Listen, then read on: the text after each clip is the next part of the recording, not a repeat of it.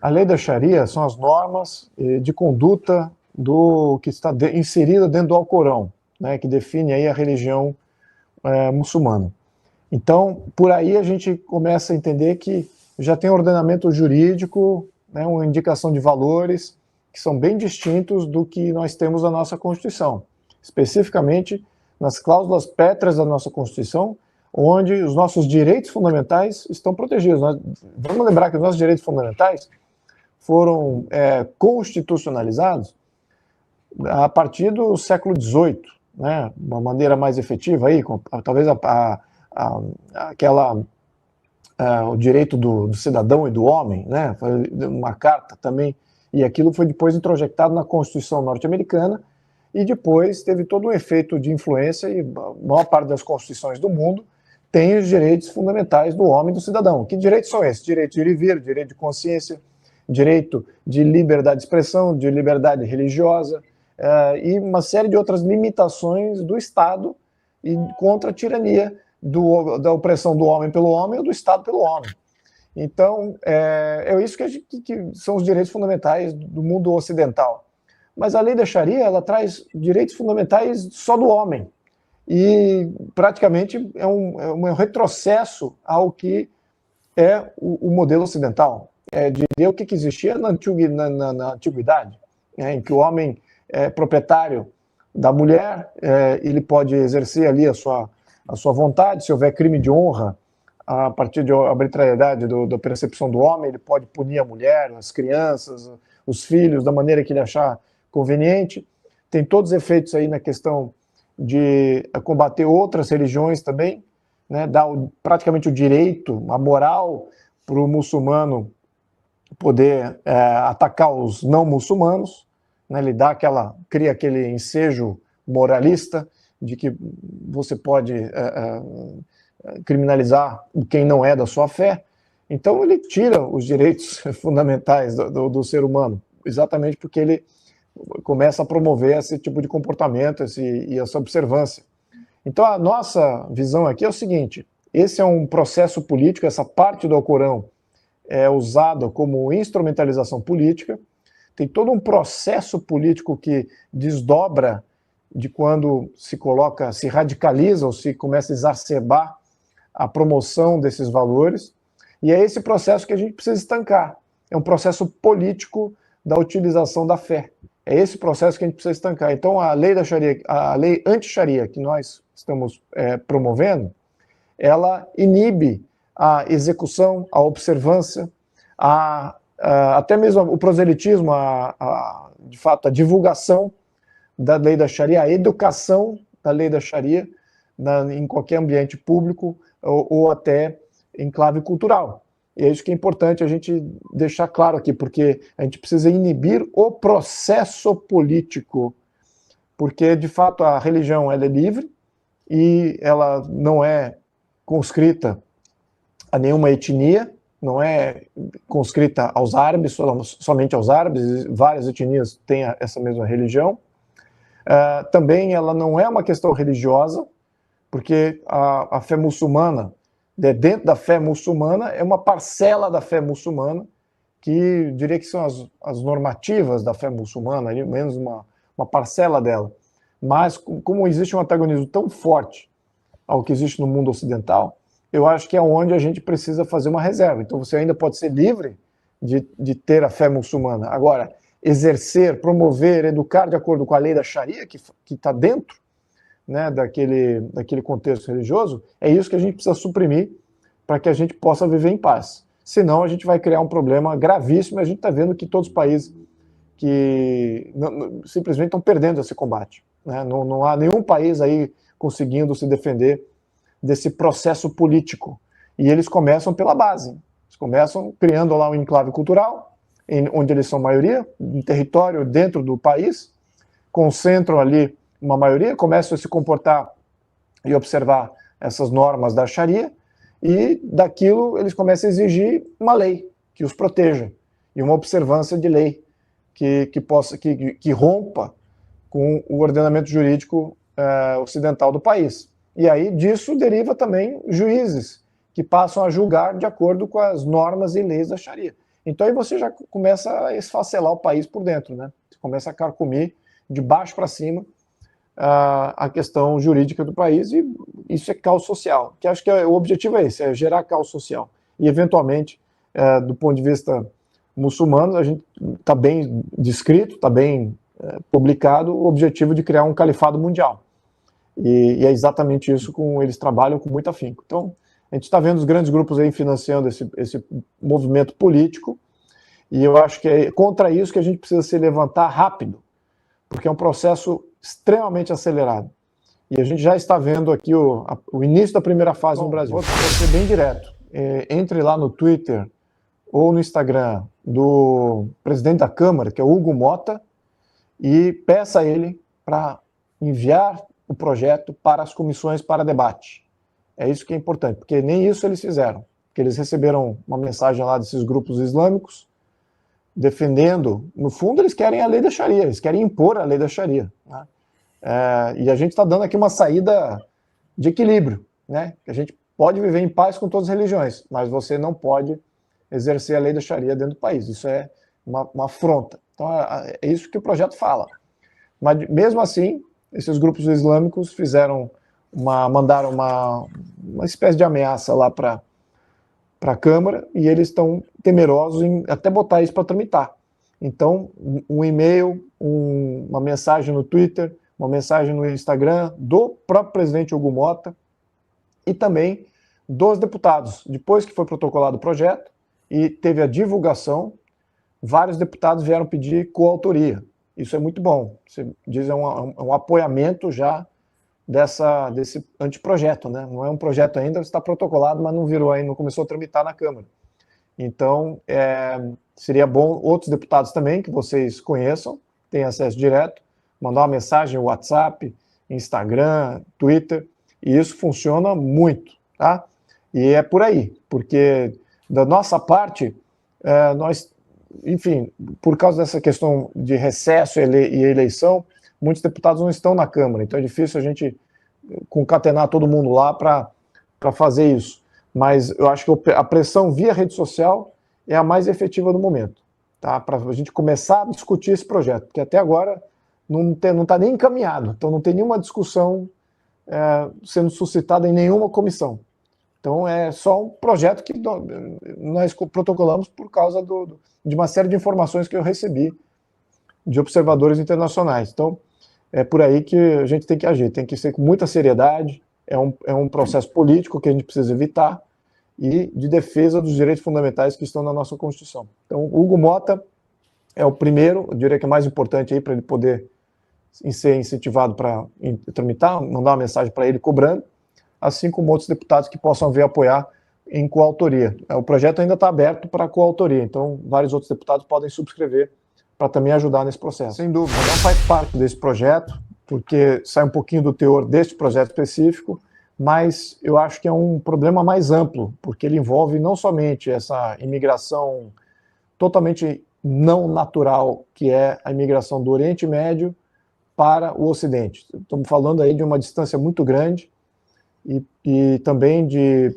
pessoas que são promovidas a sua vinda para o Ocidente por ONGs que são financiadas por esses grupos desestabilizadores, né, liderados pelo Catar, depois o Irã, Catar, Rússia e China, que estão promovendo esse tipo de migração não natural de pessoas de países de maioria islâmica para o Ocidente, aí seja qualquer país. Então a gente está vendo até em Portugal, né? Você tem esse conhecimento, eu tenho visto imigração paquistanesa por Portugal, e Paquistão e Portugal nunca tiveram uma relação colonial no passado, é uma coisa totalmente promovida, e a distância de Portugal, por que não vai do Paquistão para o Afeganistão, por exemplo, que é outro país de maioria islâmica, ou do Afeganistão para a Arábia Saudita, que é ali do lado, ou para o Irã, se for para ainda manter a orientação religiosa.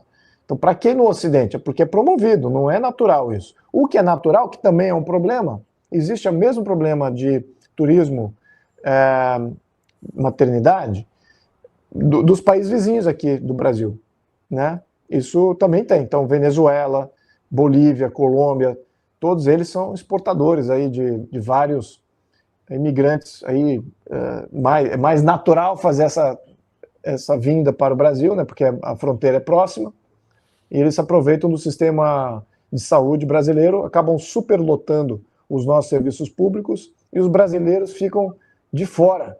E a gente já tem recebido várias reclamações de até atendimento prioritário para estrangeiro em detrimento dos brasileiros. Então isso é tudo para gerar caos social. Esse aqui é o objetivo. É para gerar distúrbio mesmo. Você vê esses conflitos que a gente está vendo, não só religiosos, mas também sociais, né? Na questão de fronteira aqui do Brasil, especificamente com a Venezuela, com a Bolívia, né? Que são dois que têm mais entradas ali que são danosas, né, do ponto de vista de serviço público. Você já vê que teve conflitos sociais ali bem contundentes, né, bem desestabilizadores, né, em atendimento da saúde e tudo mais. E na Europa você vê do ponto de vista religioso, né, que é gerado aí por esses que promovem a lei da Sharia e fazem toda sorte de impedimento, né, de uso das vias públicas, fazem reza pública, fazem todo tipo de mise-en-scène, como diz o francês, para criar esse distúrbio, porque o objetivo é o distúrbio. O objetivo não é fazer a aceitação da sua religião, da sua norma. O objetivo é fazer o distúrbio, é fazer o confronto. Esse caos é que é o... Então eles estão logrando sucesso em gerando caos, né? E eu acho que é isso que a gente tem que evitar, no máximo possível e com uma maior anterioridade possível. Agora, o turismo maternidade, eu acho que esse ainda é mais... É uma visão de longo prazo, que você vê que o plano não é um plano fugaz e não é um plano, de fato, aleatório. Ele é promovido e ele tem longo prazo e ele tem várias fases. E é por isso que a gente precisa fazer muita atenção sobre isso e denunciar esse plano. Eu acho que a rede social está fazendo um ótimo trabalho nisso. Eu vejo várias pessoas que contribuem, já entenderam, e que aquela narrativa de que não, tem que ter a diversidade, porque eles podem se comportar... Essas narrativas não têm mais sustentação. Eu acho que isso é por causa dessa informação mais difusa, que já está com uma massa crítica muito positiva para que a gente possa defender o país. Mesmo assim, a gente vê que nenhum país ainda está ganhando a reversão do problema, né? Por mais consciente que estejam as populações, por mais votando até em maiorias conservadoras, até na Europa a gente vê isso, uma onda de eleições mais para o lado da direita conservadora, mesmo assim não estão conseguindo frear essa onda, porque o método é muito poderoso e ele tem que ser estancado no começo. É isso que é o ponto aqui. Por isso que a gente está num momento crucial. Eu acho que se a gente esperar 2, 3 anos, a gente vai ter problemas aí que vamos estar na mesma irreversibilidade que a gente está vendo na Europa. E eu prefiro não chegar lá. Tá? Então acho que a gente precisa começar a agir agora, se bobear até o final desse ano, e se Deus quiser, no início do ano que vem, no mais tardar. As informações que eu tenho, a minha ação foi engatilhada exatamente por essa janela de tempo. Esse ano já vamos ter líderes políticos que vêm para defender a fé muçulmana abertamente, né? E obviamente que embutido nisso, eles, por serem políticos, eles estão instrumentalizando a Sharia, instrumentalizando a fé muçulmana, né? Que no fundo tem a sua liberdade de existência e de prática e tudo mais, mas na verdade eles são promotores da lei da Sharia. Então isso já esse ano possivelmente a gente já veja nesse ciclo eleitoral alguma coisa, mas certamente em 2028 os planos são bem agressivos aí para tomarem várias prefeituras. E olha, eles não precisam ser maioria, não precisa ter 100 milhões de habitantes. Aqui no Brasil tem 200 milhões, não precisa ter mais da metade, 100 milhões. Não precisa disso, porque você já tem um partido político, os partidos políticos, o viés ideológico de esquerda, que vai defender. O que eles precisam é só de uma minoria que exista dentro do país, para eles pegarem aquela minoria e instrumentalizá-la, como eles fizeram com todas as outras minorias. né? Como fizeram com a questão dos LGBT, com as mulheres, com os negros, com os índios. Qualquer causa que exista, eles instrumentalizam, e não importa se eles têm maioria ou não. O que importa é a bandeira e a negabilidade dessa bandeira. Porque a ala conservadora da direita tem medo de falar: não podemos promover essa religião, porque faz parte do nosso ethos a liberdade religiosa e a tolerância. Mas, de repente, aqui nós estamos com uma encruzilhada, em que nós temos que limitar, de fato, alguns aspectos de algumas religiões para a gente poder todos viverem em paz. Esse aqui é o grande debate aqui. Isso não é um debate exclusivamente do Brasil. É um debate internacional, mundial. Né? E a gente está vendo que os países que estão ganhando essa guerra são países que, de fato, operam de maneira draconiana, contrários a esse modelo subversivo da instrumentalização da religião. Notadamente aqui, Rússia e China, que são países autocráticos, ditatoriais e que reprimem qualquer minoria, seja ela religiosa, seja ela de etnia, seja ela de orientação de gênero, qualquer coisa. Eles reprimem com absoluta manos militares. E o grande desafio aqui das sociedades livres é que, em liberdade, ainda mantendo os direitos fundamentais de liberdade, nós temos que fazer aqui alguma risca para dizer que nós não podemos tolerar o intolerável, tolerar os intolerantes, né? Sobretudo quando eles vêm com um plano, que é isso que eu acho que é importante a gente denunciar, é o plano subversivo, é o plano político. Então, é por isso que eu acho que é importante essa denúncia, esse levante, o mais cedo melhor. A gente vê talvez a Polônia, um dos poucos países que de fato, aliás, o leste europeu tem tido mais sucesso do que o oeste, né, do que o ocidente europeu, né? O leste europeu tem tido um sucesso muito grande em segurar essa onda, né? Hungria, Polônia, você vê Rússia, os países que estão mais próximos ali dessa ala, dessa antiga União Soviética, né? Então aí, agora quando você vai indo para o Ocidente, são os países que estão falindo, né? França e Inglaterra, na minha opinião, já estão em processo irreversível, e a coisa mais branda que está na mesa é deportação em massa, que nem começou. Isso eu diria que seria algo mais brando, né? E não vemos isso sequer tendo espaço de debate no ambiente parlamentar, tanto da França quanto da Inglaterra. Então, é mais um ano que passa, é mais um crescimento geométrico aí do problema, e a coisa só piora ao ponto de ser irreversível. E é por isso que os Estados Unidos já está dizendo: nós não queremos mais fazer parte da OTAN, nós não queremos mais defender a Europa, porque a Europa já foi, ou pelo lado socialista, que a Europa inteira já virou uma União Soviética Europeia, né, de acordo com a União Europeia, né, é um modelo soviético. Então, por esse lado, já não representa mais o Ocidente. Agora, por outro lado, é muito provável que alguns dos grandes países, seja França, Alemanha ou Inglaterra, se tornem majoritariamente pró-lei da Sharia, anti-Ocidente, e com armamento nuclear que o próprio Estados Unidos ofereceu, que o próprio Estados Unidos deu através da OTAN.